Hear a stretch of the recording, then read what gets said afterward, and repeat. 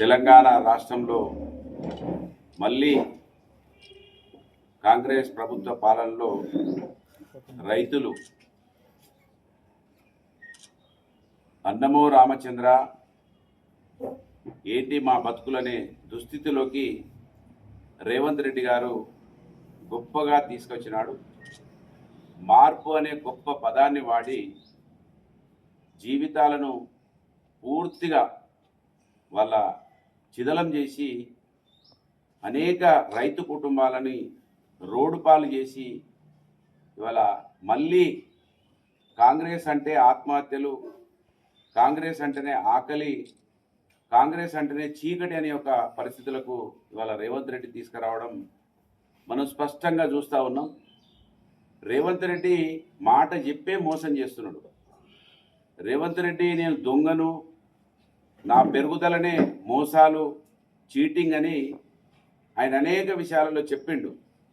50 లక్షల రూపాయల నోట్ల సంచులతో దొరికిపోయినటువంటి వ్యక్తి రేవంత్ రెడ్డి. అంతేకాకుండా అమెరికాకి వెళ్ళి ఎన్నికల ముందు 24 గంటల కరెంట్ అవసరం లేదు రైతులకి, 3 గంటలు సరిపోతుంది 10 HP మోటార్లు పెట్టుకుంటే అని చెప్పిండు. ఆయన తప్పులేదు.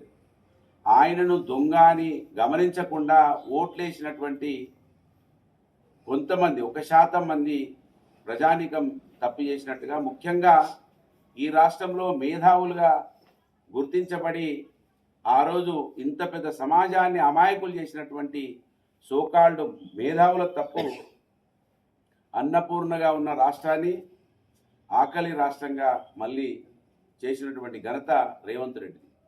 రేవంత్ రెడ్డి చేసిన ఘనత ఏంటంటే ఆయన ఇచ్చిన మాట ప్రకారంగా మళ్ళీ 24 గంటల నుంచి తీసివేయడానికి కొత్తగా రైతు డిస్కాములు తీసుకొచ్చింది. రేవంత్ రెడ్డి చేసింది ఏంటంటే పంటకు అది ఇన్సూరెన్స్ కడతా అన్నాడు, పంట బీమా కడతా అన్నాడు, పంట బీమా కడతా అన్నాడు. ఆయన ఉన్న రైతు బీమాని తీసేసిండు. రైతు బీమాని తీసేయడం పుణ్యాన 7,600 మందికి ఇప్పటికే చనిపోయినటువంటి రైతులకి వాళ్ళ రైతు బీమా రాకుండా ఆగిపోయింది.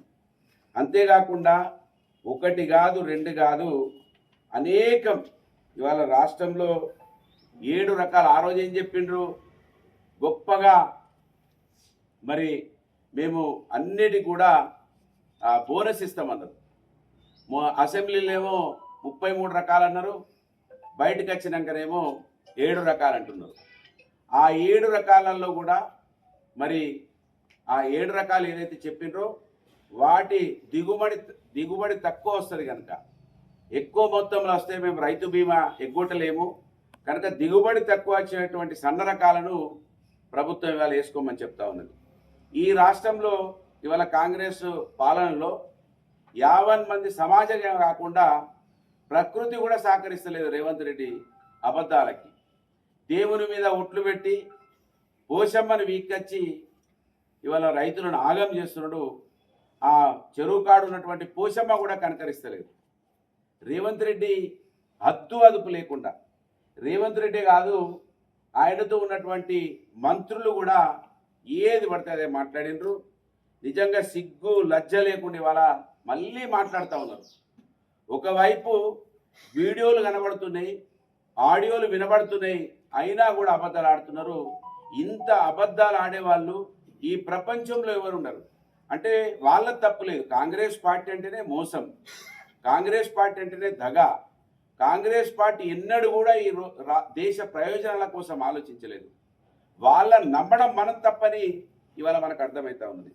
చూడు రేవంత్ రెడ్డి ఆ రోజు ఏమన్నాడు, వడ్లు కొనకపోతే ఎందుకున్నావు నువ్వు కేసీఆర్ అని అన్నాడు. కేంద్రం కొనకపోతే ఏం చేస్తాను, నువ్వు కుర్చీ మీద కూర్చునే అర్హత లేదన్నాడు. ఇవాళ వడ్లు కాదు, మొన్న అది శనగలు కూడా కొనలేదు, మక్కలు కూడా కొనలేదు, అనేక రకాల ఇబ్బంది పెడుతున్నారు. ఇవాళ రేవంత్ రెడ్డి మాటలు వినాలి. మీరు ఏం మాట్లాడండు. పంట కనీస మద్దతు ధర ప్రకటించిన 23 పంటలు ఏవైతే ఉన్నాయో 23 పంటలలో ఏ పంటను రైతు పండించినా ఖచ్చితంగా రాష్ట్ర ప్రభుత్వం కొని తీరవలసిందే. నేను కొనను, వాడు కొంటలేను కాబట్టి నేను కొంటలేను, నేను కొంటలేను కాబట్టి నువ్వు పండించొద్దు. దుర్మార్గమైన వాదన. ఈ వాదనకు చట్టంలో రక్షణ లేదు. ఇది వితండవాదం, బలుపు. ఇలాంటి బలుపును అణచాల్సిన బాధ్యత తెలంగాణ సమాజం మీద ఉన్నది. ఖచ్చితంగా రైతులారా యాసంగిలో ఓట్లు వేయండి.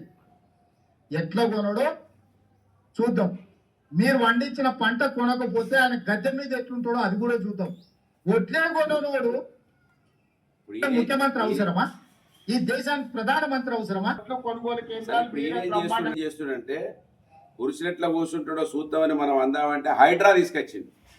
ఎవరైనా మాట్లాడితే ఇల్లు కూడా కొడతా అంటున్నారు, ఎవరైనా మాట్లాడితే నీ ముందట అద్దులు పెడతా అంటున్నారు. అంతేకాకుండా ఈయనతో పాటు ఈయన మంత్రులు కూడా ఏ విధంగా ఉన్నారో చూడండి.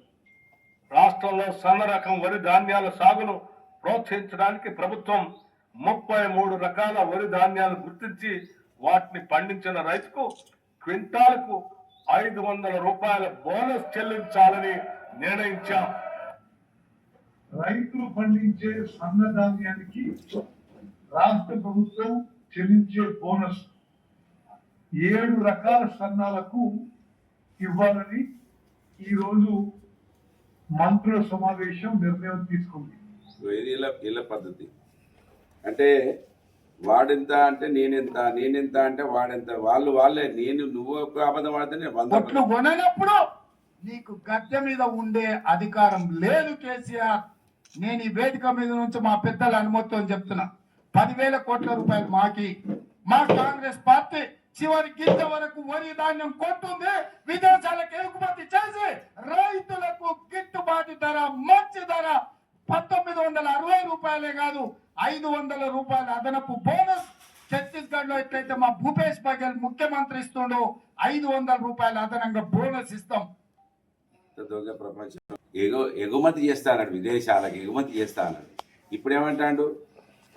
పంట మార్పిడి చేయాలంట. ఈ తెలివి మాకు లేదా? పంట మార్పిడి చేసే ఈ సన్నాసి చెప్పాలన్నా? కనుక ఇవాళ ఈ రైతులను దగా చేస్తున్నటువంటి ప్రభుత్వం, రైతులను మోసం చేస్తున్నటువంటి ప్రభుత్వం, రైతులు వాళ్ళు ఏదైతే పంటలు పండించుకుంటా ఉన్నారో వాళ్లకు వెసులుబాటు ఉన్నటువంటి ఏ సన్న రకాలైతే వాళ్ళు వేసుకుంటారో ఏ సన్న రకం వేసినా కూడా కొనాలే ఖబర్దార్ రేవంత్ రెడ్డి అని అంటున్నాం. ఒకవేళ నువ్వు ఎట్లా కొనవో నువ్వే మాట్లాడినావు, గద్దె మీద కూర్చునే అర్హత లేదన్నావు. ఆ అర్హత నీకు కూడా లేదు. ఇవాళ ఖచ్చితంగా నిన్ను కూడా గద్దె ఇంకా 2028 వరకు ఆగే పరిస్థితిలో ప్రజలు లేరు. ఎందుకంటే ఈ రాష్ట్రంలో రైతులను కాదు 50 మంది సమాజాన్ని మోసం చేసారు మీరు. తులం బంగారం అటుకెక్కింది, పెద్ద మనుషులకు ఇస్తానని 4,000 లేవు, ఏవి కూడా మీరు అమలు చేయలేదు. మీరు మాత్రం దోచుకుంటా ఉన్నారు, మీరు మాత్రమే ఆస్తులు సంపాదించుకుంటా ఉన్నారు. దాంట్లో మీరు కాంపిటీషన్ పెట్టుకుంటా ఉన్నారు. ఒక మంత్రి 100 సంపాదిస్తే ఇంకో మంత్రి 200, ఇంకో మంత్రి 2,000. ఈ విధంగా కింద ఎమ్మెల్యేలు 100 కోట్ల కాడికి పోయింది. ఇప్పటికే ఏదిని కూడా విడిచిపెడతలేరు.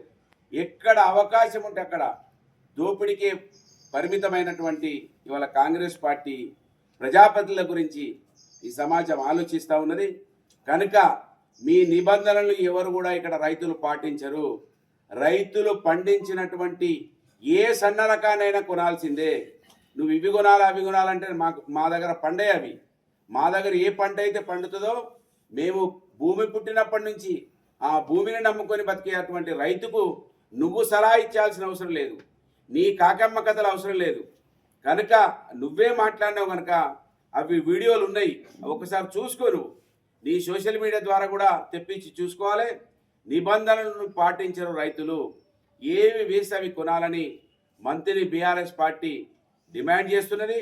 మీరు కొనకపోతే ఖచ్చితంగా మీ మెడలు వంచుతాం, కళ్ళాల దగ్గరికి వస్తాం, కళ్ళాల దగ్గర నిలబడతాం, ఎట్లా కొనారో మీ అంతు చూస్తాం.